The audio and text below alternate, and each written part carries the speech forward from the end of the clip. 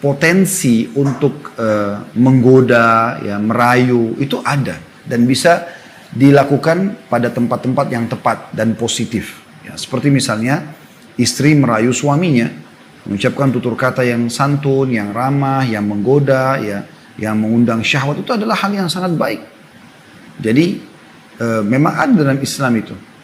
Bahkan dianjurkan wanita untuk bisa menawarkan dirinya pada suaminya, melayani kebutuhannya, ya. Orang beda sekali teman-teman. Kalau ada orang yang memang tujuannya dunia dan ada orang tujuannya akhirat, beda sekali. Antara langit dan bumi. Kalau orang tujuannya akhirat, maka dia tidak pernah berharap ada balasan dari dunia. Kalaupun datang sebagai rezeki dia terima. Kalau tidak, maka dia tidak ada masalah. Itu kalau orang targetnya akhirat. Tapi kapan orang targetnya dunia, maka apapun yang dikerjakan walaupun kecil selalu berharap diterima kasih, ada balasan duniawiyanya. Ya. Bahkan tidak berharap untuk bisa membantu orang atau berteman dengan orang yang tidak ada mendatangkan masalah duniawiyah bagi dia. Nah ini semua karena orang targetnya dunia, bukan targetnya akhirat. Kalau orang targetnya akhirat, dia tahu semua akan dapat pahala. Teman-teman kalau di sini yang hadir insya Allah tidak ada terkecuali yang menghadapi masalah apapun. Maka yang paling pertama kalau antum mau dapat jalan keluarnya, muhasabah hubungan antum sama Allah. Ada masalah nggak? Semua ini manusia yang datang mengganggu kita segala macam cuma penyebabnya. Allah Subhanahu wa taala sedang memberikan peringatan melalui orang-orang itu. Jadi kita harus jadikan sebagai bahan muhasabah. Tentu ada juga sisi yang lain murni cobaan. Seperti Nabi Ayub AS pada saat diuji oleh Allah SWT. Walaupun ada riwayat yang menjelaskan Nabi Ayub AS diuji oleh Allah karena ada seorang fakir miskin yang pernah minta, dia sempat menolaknya. Maka Allah uji dengan penyakitnya. Tapi yang jelas teman-teman, apapun masalah kita, muhasabah, bagaimana hubungan kita sama Allah Subhanahu wa ta'ala. Seberat apapun cobaan, Allah bisa mengangkatnya. Allah sebenarnya dengan cobaan tersebut sedang menginginkan kita kembali ke jalannya.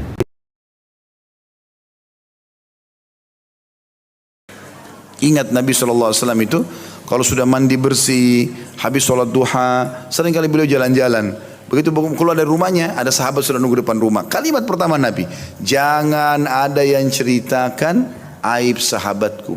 Karena aku ingin bertemu dengan mereka dalam kondisi lapang dada. Ini bab kita kan lapang dada. Lapang dada. Ini baru buka pintu, sudah tahu belum? Baru telepon, udah tahu belum? Gosip duluan. Hah? Kenapa ini? Tidak usah sudah tahu belum, tidak perlu. Kalau orang bertanya, oke kita jawab. Kalau ada informasi penting, oke kita sampaikan, gitu kan. Tapi kalau perlu, kalau enggak usah. Apalagi berhubungan dengan masalah aib orang, ini berbahaya nih.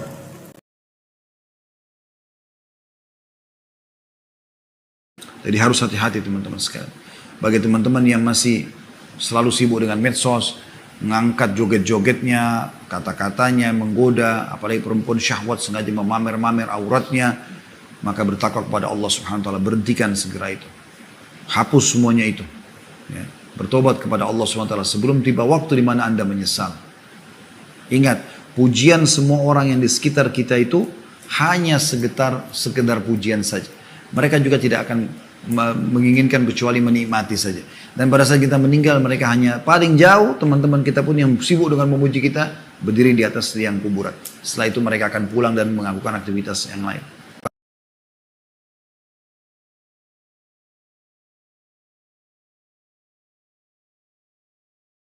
Mereka adalah kunci keselamatan kita.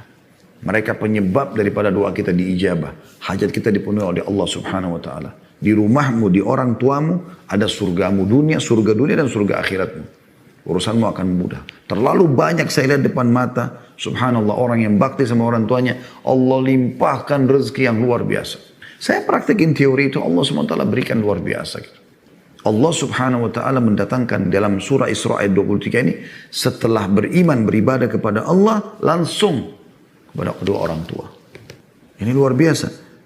Ya, bahkan Nabi SAW mengatakan ridha Allah fi ridha walidain. Ridha Allah ada di ridha kedua orang tua. Wa sukhtullah fi sukhtul walidain. Dan murkanya Allah pada murka ada pada murka kedua orang tua. Renungi ini teman-teman sekalian. Makanya Islam datang mengatur dan menata bagaimana bermuamalah yang tepat dengan kaum wanita. Dan bagaimana tidak boleh terlalu berlebihan, karena ada juga laki-laki terlalu berlebihan sehingga akhirnya seperti orang yang diatur oleh wanita. Dia melepaskan setir kendaraan yang kehidupan ini yang harusnya dia yang menyetirnya, dia lepaskan kepada istrinya. Sehingga terbalik, dia yang menjadi wanita. Gitu. Pada saat misalnya dia takut malam hari ada yang ketuk pintu, dia suruh istrinya buka pintu. Ini terbalik. Atau dia suruh istrinya justru yang sibuk bekerja di luar. Atau dia tidak punya pendapat sama sekali di rumah, istrinya selalu yang mendominasi. Ini juga keliru. Dari satu sisi Islam menyuruh kita berkasih sayang, melindungi, menaungi, dan juga memimpin mereka dalam arti kata mengatur. Sisi yang lain kita tidak boleh juga ya merendahkan diri sehingga akhirnya banyak laki-laki tidak punya pendapat sama sekali. Ya. Kita boleh merasa khawatir kalau ada kekurangan, tapi tidak boleh ragu apakah Allah terima atau tidak. Karena memang Anda bekerja di satu perusahaan, kenapa Anda begitu yakin Anda akan terima gaji? Padahal itu adalah manusia. Sementara Allah, innallaha la yukhliful mi'ad, Allah tidak akan pernah pungkiri janjinya.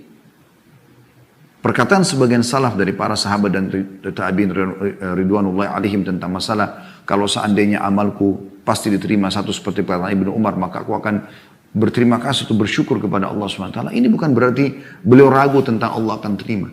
Tapi beliau menjadikan itu sebagai motivasi agar beliau selalu semangat mengerjakan ibadah. Tapi pada asasnya orang mukmin tidak ragu. Berdoa saja kita tidak boleh ragu. Kata Nabi SAW, berdoalah pada Tuhan kalian dalam kondisi kalian yakin diterima doa kalian. Karena Allah tidak akan terima doa dari hati yang lalai. Udu rabbakum muqinuna bil ijabah. Fa inna Allah la yaqbalu du'a min qalbin ghafil. Jelas hadisnya. Bahwasanya menuntut ilmu, terutama ilmu syariah adalah wajib hukumnya. Bukan pilihan. Sabda Nabi SAW yang masyhur, talabul ilmi faridatun ala kulli muslim. Menuntut ilmu adalah kewajiban bagi setiap muslim, laki-laki ataupun perempuan. Bukan pilihan. Ulama menjelaskan bahwasanya menuntut ilmu syariah ini lebih dibutuhkan daripada makanan pada saat lapar, minuman pada saat haus, tempat tidur pada saat akan tidur, pergaulan, dan segala macam hal. Karena ilmu syari ini akan memberikan panduan kepada kita mana minuman, mana makanan, mana minuman, mana pakaian, mana tempat tidur, mana pergaulan, mana pendapatan yang boleh dan tidak boleh. Sehingga Anda tidak salah. Dan selama Anda hidup di muka bumi, detik-detik hidup Anda bermakna. Karena orang yang mengikuti syariat Allah Subhanahu wa Ta'ala akan punya makna. Siksa kubur itu ada. Sebagaimana nikmat itu ada. Ya, jangan sampai lalai. Semua yang coba menjerumuskanmu pada kemaksiatan, saudaraku seiman. Yang mengatakan, nggak apa-apalah ikut ke diskotik, ke karaoke, gini, gue yang tanggung dosa lu misalnya.